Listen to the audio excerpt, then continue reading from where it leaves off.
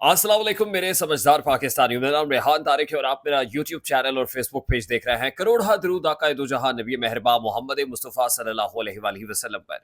इस दुआ और इस उम्मीद के साथ इस व्लॉग का आगाज करते हैं कि अल्लाह रब्बुल इज़्ज़त इस मुल्क के फैसला साजों के दिलों में समझदार पाकिस्तानियों के लिए नरमी पैदा कर दे।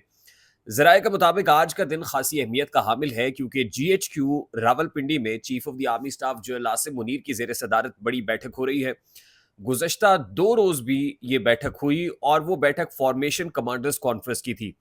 अब फॉर्मेशन कमांडर्स कॉन्फ्रेंस गुज़श्ता रात बड़ी तवील कंसल्टेशन के बाद, मुशावरत के बाद इख्तिताम को पहुंची और ज़रा ये बताते हैं कि रात 9 बजे तक ये फॉर्मेशन कमांडर्स कॉन्फ्रेंस चलती रही और उसके बाद आज कोर कमांडर्स कॉन्फ्रेंस होने जा रही है। और जैसे मैंने आपको पहले बताया था कि फॉर्मेशन कमांडर्स कॉन्फ्रेंस का जो फोरम है या प्लेटफॉर्म है वो बड़ा इसलिए होता है कि उसमें सिर्फ लेफ्टिनेंट जनरल रैंक के लोग नहीं होते बल्कि मेजर जनरल रैंक के लोग भी मौजूद होते हैं।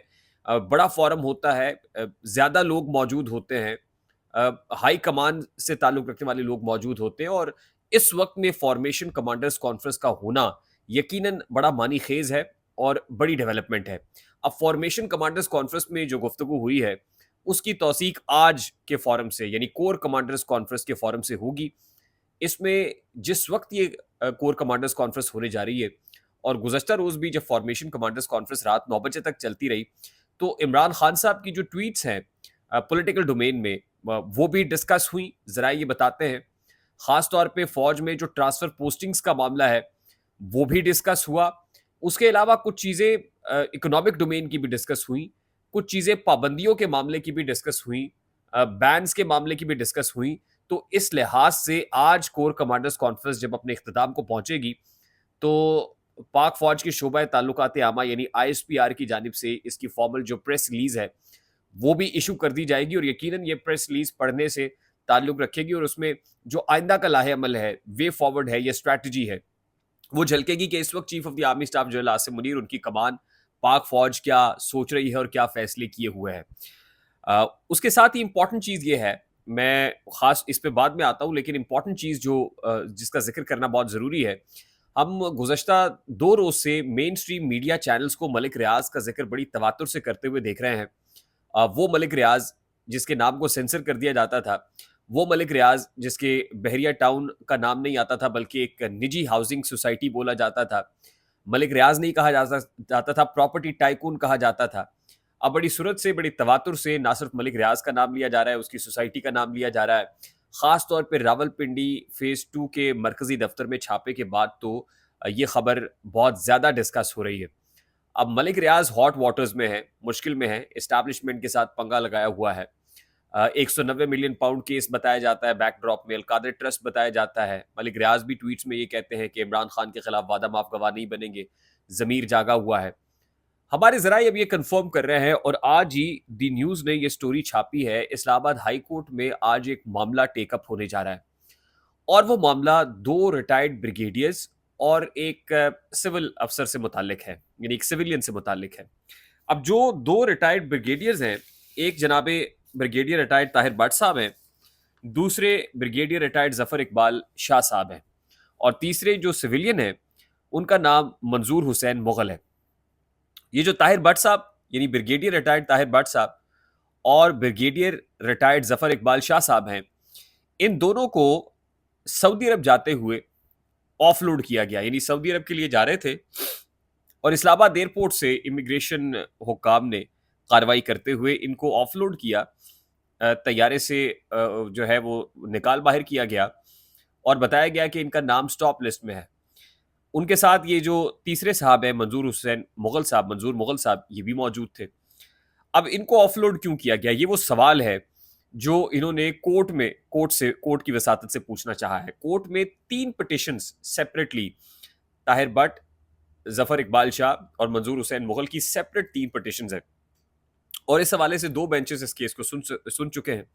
एक जस्टिस मियां गुल हसन औरंगज़ेब का बेंच है, उन्होंने सुना था और उसमें उन्होंने इसको डिस्पोज ऑफ किया था रेफर करते हुए इंटीरियर मिनिस्ट्री को, एफआईए को रेफर करते हुए इस पिटिशन को डिस्पोज ऑफ कर दिया था। लेकिन जो दूसरा बेंच था जस्टिस मोहम्मद अरबाब ताहिर और जस्टिस मोहसिन अख्तर कियानी पर मुश्तमिल, उसमें उन्होंने एफआईए को नोटिस इशू कर दिए हैं اب FIA کی جانب سے جو رسپانس آیا تھا وہ رسپانس بھی پڑھنے سے تعلق رکھتا ہے، اور FIA کی جانب سے یہ کہا گیا تھا کہ اصل میں ان کے جو نام سٹاپ لسٹ میں ڈالے گئے ہیں وہ ہمارا ایک انٹیگریٹڈ سسٹم ہے جو پاسپورٹ کنٹرول کے ساتھ انٹیگریٹڈ ہے، اور ہم نے جو پتہ لگایا ہے اس کے مطابق جو انٹیلیجنس ایجنسی ہے اس کی سفارش پر ان کا نام سٹاپ لسٹ کے اندر ڈالا گیا۔ اب ذرا یہ بتاتے ہیں کہ وہ جو انٹیلیجنس ایجنسی ہے جس کے کہنے پر ان کا نام سٹاپ لسٹ میں ڈالا گیا، وہ انٹیلیجنس ایجنسی جو ہے ملٹری انٹیلیجنس ہے، یعنی MI ہے، اور MI کے کہنے پر ان تینوں شخصیات کا نام جو ہے وہ سٹاپ لسٹ میں ہے، یعنی ملٹری انٹیلیجنس کی طرف سے ان کے اگینسٹ پروب ہے، تحقیقات ہو رہی ہیں۔ اب سوال یہ ہے کہ یہ تینوں لوگوں کے اگینسٹ ملٹری انٹیلیجنس کیوں کارروائی کر رہی ہے؟ یہ تینوں لوگ ہی بحریہ ٹاؤن کے ملازم ہیں، یعنی بریگیڈیئر ریٹائرڈ طاہر بٹ صاحب بھی ملازم ہیں، بریگیڈیئر ریٹائرڈ ظفر اقبال شاہ صاحب بھی ملازم ہیں، اور منظور حسین مغل بھی۔ یہ جو طاہر بٹ اور ظفر اقبال شاہ ہیں، دونوں ریٹائرڈ بریگیڈیئرز ہیں، یہ جو چیف لینڈ سیکیورٹی ہیں، طاہر بٹ صاحب چیف لینڈ سیکیورٹی ہیں بحریہ ٹاؤن کے، اور ان کو اسسٹ کرتے ہیں ظفر اقبال شاہ صاحب، یہ بھی لینڈ سیکیورٹی کے میٹر کو دیکھتے ہیں، اور جو منظور مغل صاحب ہیں یہ چیف سرویئر ہیں، یہ جو پراپرٹی ریئل اسٹیٹ کے سرویز ہوتے ہیں یہ بطور چیف سرویئر جو ہے بحریہ ٹاؤن کے ساتھ منسلک ہے۔ یعنی بحریہ ٹاؤن کے ان تینوں ملازمین کی، یا بحریہ ٹاؤن کے تینوں افسران کے اگینسٹ جو ہے تحقیقات ملٹری انٹیلیجنس کر رہی ہے، اور صرف القادر ٹرسٹ کا معاملہ نہیں ہے، معاملات اور بھی ہیں جو کھلے ہوئے ہیں، اور اب یہ تحقیقات کا دائرہ کار وسیع ہو رہا ہے۔ تو آپ اندازہ لگا سکتے ہیں کہ بنیادی وجہ کیا ہے، کیوں چیخیں اٹھ رہی ہیں، کیوں درد ہو رہا ہے، کیوں اتنا کرب ہے، اتنی بیڑا کیوں ہے۔ یہ بڑا امپورٹنٹ میٹر تھا، اور آج یہ میٹر اسلام آباد ہائی کورٹ میں ایک بار پھر ٹیک اپ ہونے جا رہا ہے۔ تیسری امپورٹنٹ بات یہ ہے کہ جسٹس قاضی فائز عیسیٰ نے ایک خط لکھا ہے، دائرہ خط و کتابت کے وہ ماہر ہے۔ جب ان کے اگینسٹ ریفرنس آیا تھا پاکستان تحریک انصاف دور حکومت میں صدارتی ریفرنس تھا، تو اس وقت بھی وہ خاصی خط و کتابت کیا کرتے تھے، صدر عارف الوی کو انہوں نے خطوط لکھے تھے، پھر بہت سارے خطوط ان کے اپنی اس وقت کے چیف جسٹس کے نام بھی تھے، جسٹس عمر عطا بندیال کے اگینسٹ بھی، بینچز کے بنانے کے حوالے سے تحفظات کو خط لکھ کر بتایا کرتے تھے۔ تو اب انہوں نے پھر خط لکھا ہے، اور یہ 3 مئی کو لکھا گیا خط ہے، اور یہ خط جو برطانوی ہائی کمشنر ہیں ہر ایکسیلنسی جین میریٹ، انہوں نے ایک خطاب کیا تھا آسما جہانگیر کانفرنس کے اندر، جس میں انہوں نے پاکستان میں جو 8 فروری کو انتخابات ہوئے اس کے اندر جو بے ضابطگیاں تھیں، اس کے اندر جو ووٹر ٹرن آؤٹ زیادہ ہونے کے باوجود ایک جماعت کو انتخابی نشان سے محروم رکھنے کا معاملہ تھا، انٹرنیٹ ڈسرپشنز تھی، یہ ساری چیزیں ہائی لائٹ کی، اور پھر انتخابی نشان سے ایک پارٹی کو محروم رکھنے کا جو فیصلہ ہے اس متعلق بھی بات کی۔ اب وہ جسٹس قاضی فائز عیسیٰ نے سنا، اور ان کو لگتا ہے کہ ناگوار گزرا، انہوں نے وضاحتیں دی ہیں، انہوں نے registrar supreme court of Pakistan کی وساطت سے خط برطانوی ہائی کمشنر کو لکھا، اور اس کے اندر کلیریفیکیشنز دی۔ اس کے اندر بتایا کہ 8 فروری کو اگر انتخاب ہو گئے تو وہ جسٹس قاضی فائز عیسیٰ کے فیصلے کے مرہون منت تھے، اور فیصلے کی کاپی بھی لگائی۔ بلے کا نشان لینے کے معاملے کو الیکشن کمیشن آف پاکستان کے ساتھ جوڑا قانون سے کہ وہ نہیں ہے تو پھر کیسے دیتے۔ جو پاسبل کلیریفیکیشنز دی جا سکتی تھی وہ دی گئی۔ اب اس پر بحث یہ ہے کہ کیا قاضی وقت کے قاضی کو یہ زیب دیتا تھا، یہ دفتر خارجہ کا کام تھا یا حکومت پاکستان کا کام تھا جو سپریم کورٹ آف پاکستان کر رہی ہے؟ تو کیا سپریم کورٹ آف پاکستان نے وزارت خارجہ کا قلمدان بھی سنبھال لیا ہے؟ تو اس طرح کے بہت سارے سوالات اٹھ رہے ہیں۔ ابھی جس وقت میں آپ سے مخاطب ہوں تو نیب ترامیم کا case supreme court of Pakistan میں 5 رکنی لارجر بینچ جسٹس قاضی فائز عیسیٰ کی سربراہی میں سن رہا ہے۔ عمران خان صاحب ایک بار پھر ویڈیو لنک پر حاضر ہیں۔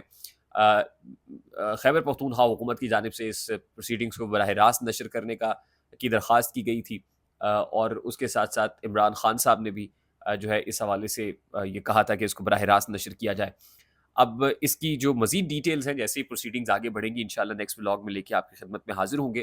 اپنا بہت سارا خیال رکھیے گا، ویڈیو پسند آئے تو لائک اور شیئر کرنا مت بھولیے گا، چینل پہ نئے ہیں تو چینل کو سبسکرائب کر لیجیے گا، بیل آئیکن ضرور دبائیے گا۔ مجھے ریحان طارق کو اجازت دیجیے، اپنا بہت سارا خیال رکھیے گا۔